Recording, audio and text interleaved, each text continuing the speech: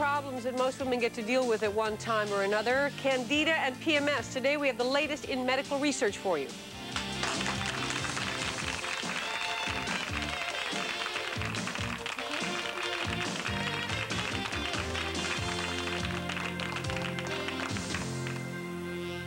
Obviously, men don't get to deal with PMS, except they get to deal with all the attendant problems, and families get to deal with all the things that come out of it, which can be very severe. But Candida is something not only affects women, but it does affect men, although the ratio, I understand, is 4 to 1.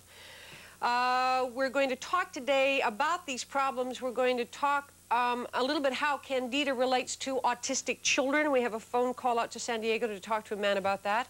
And then we're going to talk in the last part of the program about PMS. We have some people who are experts in this field because they help others, and people like Georgette Crisp, who is an expert because she's lived through it for such a long time.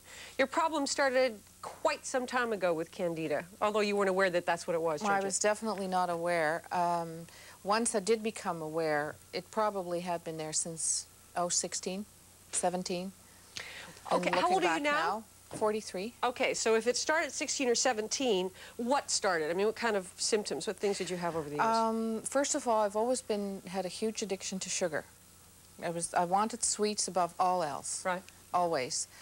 What started then, once I got my menstrual period, I started to experience every single month increased symptoms, such as very erratic behavior. I felt disoriented. I used to feel the cravings would come even stronger. Severe mood swings.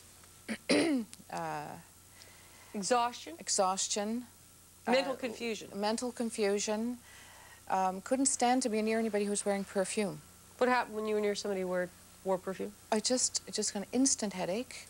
Would get very sore right here in my eyes and up my nose, and I just wanted to absolutely leave. Well, now, obviously, as you got older, these things get more difficult for you. They're harder. You go to lots of doctors. Went to a lot of doctors. It was always the same story. Couldn't sort of explain what I felt. It was this, it was that, and it was, I was tired, I was listless, I felt odd. A lot of the time was always the question, what's wrong with me? Like, what is wrong? It was always, what is wrong with me? And nobody could ever tell me what was wrong. What did the doctor say to you after all these years? I mean, they said, well, you know, it was a flu. It's all in your mind? So I was sent to an allergist. He said I had one allergy to one mold. It was a weird dandelion mold.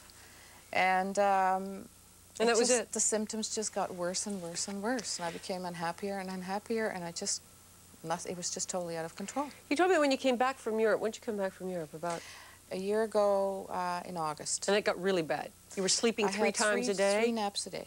I had about 3 naps a day. I couldn't work a full day.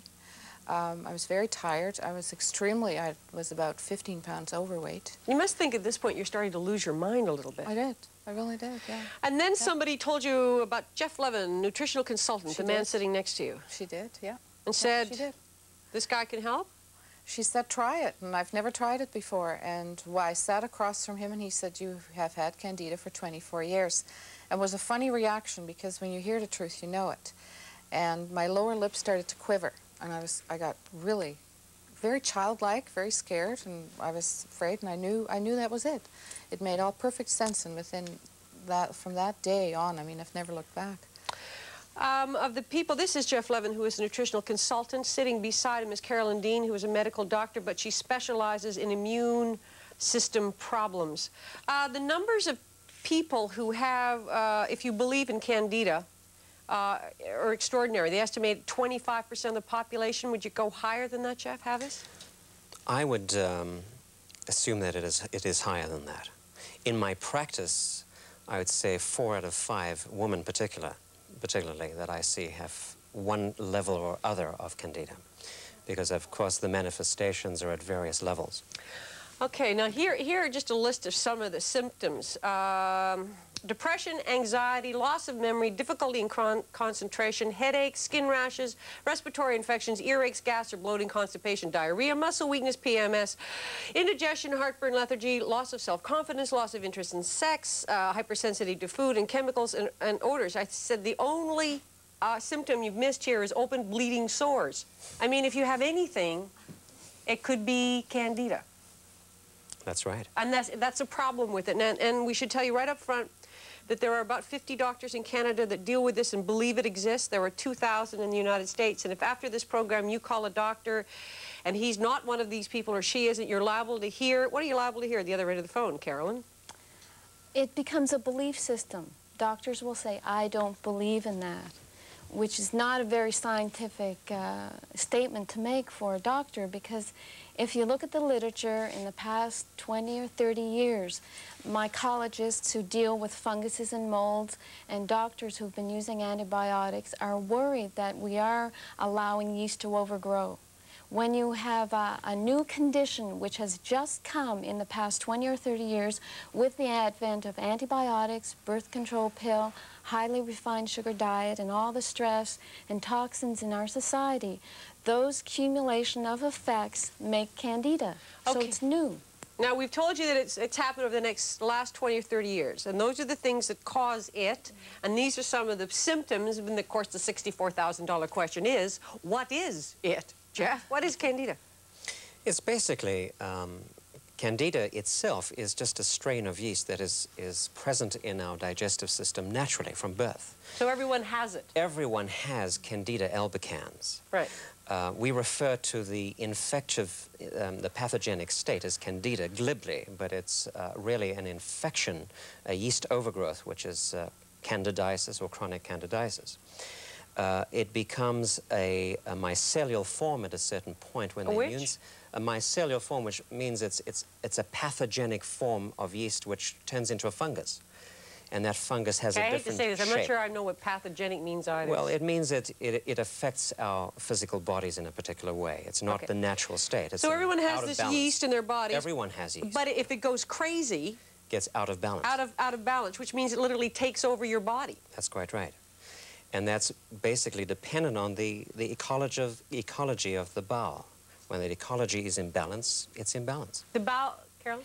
Just to make a distinction, it doesn't take over the body. It stays in a certain sense. It stays in the intestinal tract, lives on the skin of your body, inside and outside skin.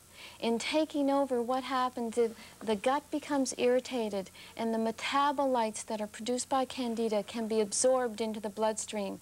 Metabolites like alcohol, actual ethanol is produced by Candida and makes people appear and feel drunk when they have an overload of yeast. The yeast is not growing and multiplying in your blood. That's where the scientific medical doctors worry about, you know, what are people talking about Candida? In medical school, I was taught that if you had an overwhelming yeast infection in your blood, you would die. That's systemic yeast in your blood. We're talking about yeast overgrowing in the intestines and the metabolites going head to foot, which means all the symptoms can occur head to foot. But the source of it is your intestine. Right. You probably wonder why we have this very attractive-looking woman here with things all over her body. Well, if you come back in a moment, we'll show you what's under some of these things in just a moment.